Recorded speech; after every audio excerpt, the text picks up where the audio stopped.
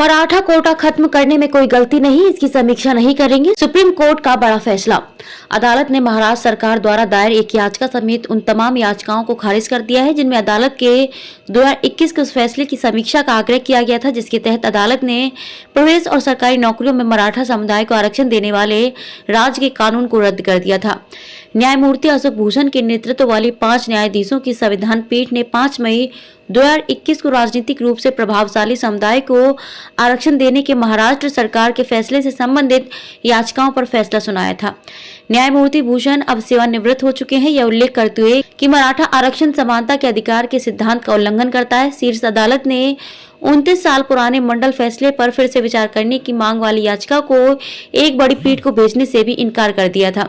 मंडल फैसले के तहत आरक्षण की सीमा 50% है।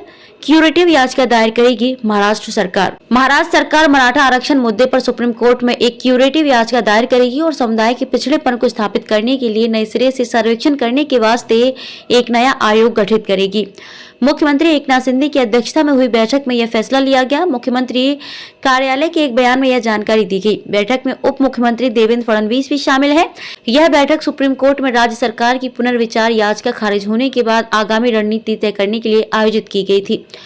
सुप्रीम कोर्ट में याचिका रद्द होने के बाद मुख्यमंत्री ने भरोसा दिलाया मराठा आरक्षण मामले का रास्ता पूरी तरह से बंद नहीं हुआ है। उन्होंने अधिकारियों से कहा कि क्यूरेटिव याचिका दायर करने की प्रक्रिया तुरंत शुरू होनी चाहिए और वैज्ञानिक तरीके से किए जाने वाले नए व्यापक सर्वेक्षण में कुशल गैर पक्षपाती संगठनों को शामिल किया जाना चाहिए जिन्हें मानव संसाधन के साथ साथ सभी सुविधाएं प्रदान की जानी चाहिए।